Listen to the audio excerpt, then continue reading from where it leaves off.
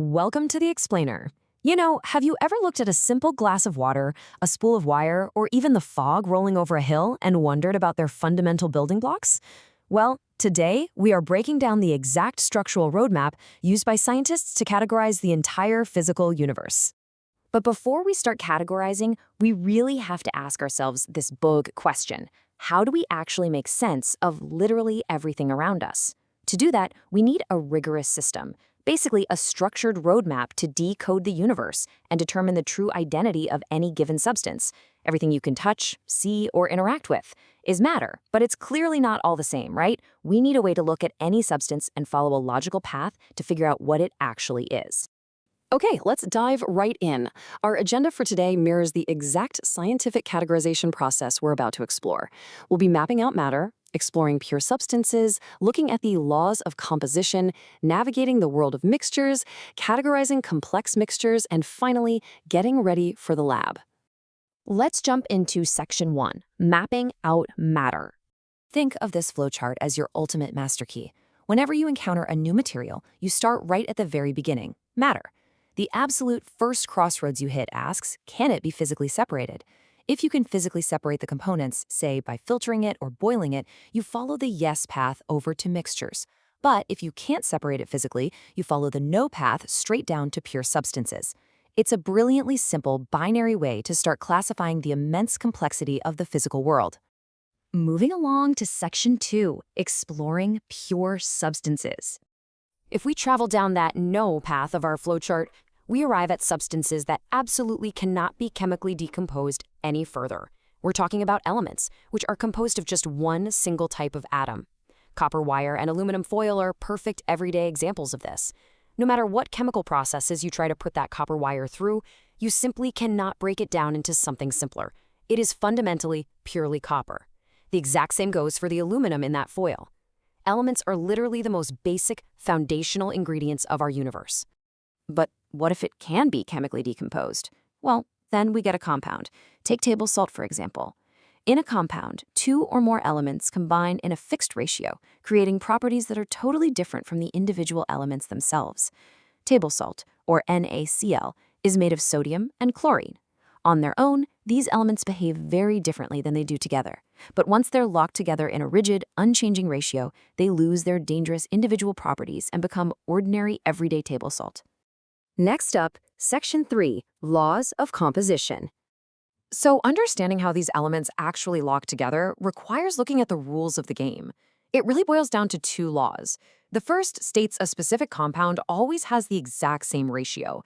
The second shows how mixing elements in different ratios spawns entirely new compounds.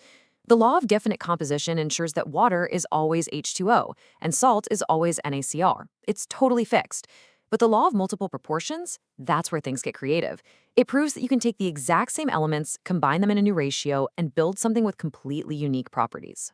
This concept is brilliantly illustrated here. Take one carbon and one oxygen, and you get carbon monoxide. But add just one more oxygen atom, and you get carbon dioxide. Two entirely different things. Just by changing the proportion from one oxygen atom to two, you go from carbon monoxide, which is a highly dangerous gas, to carbon dioxide, the gas we naturally exhale every single day. The building blocks are identical, but that ratio changes absolutely everything. All right, on to Section 4, the world of mixtures. Let's rewind our map back to that very first crossroad and take the yes path. This drops us right into the world of mixtures. Unlike compounds, mixtures are a variable combination, meaning they can be physically separated. And this brings us to a new crossroad. Is the composition uniform? Because mixtures are variable, they aren't locked into those rigid ratios we were just talking about.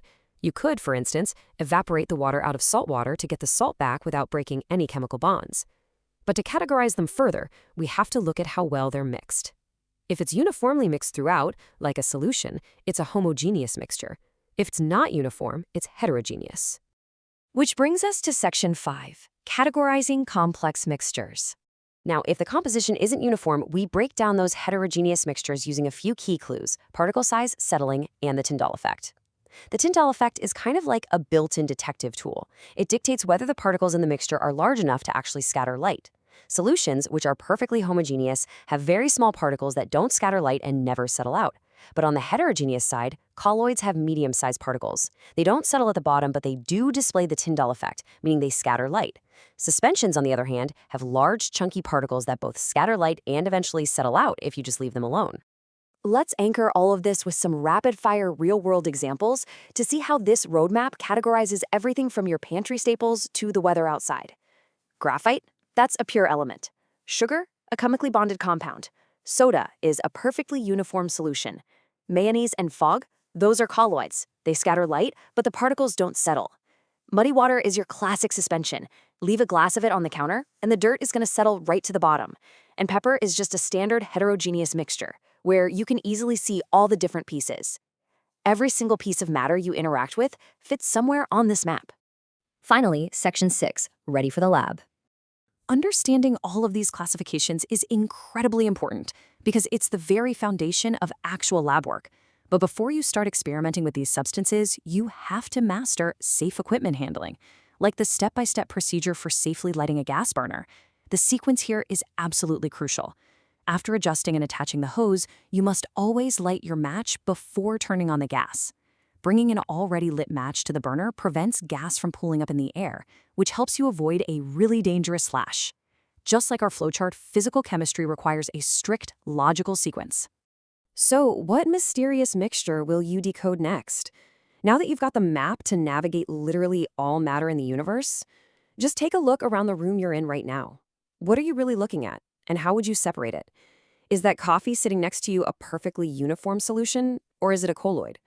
Is the metal on your desk a pure element, or a compound governed by the law of definite composition? The next time you grab a drink or look at the everyday materials around you, I challenge you to crack the case. Keep exploring, and I'll catch you on the next one.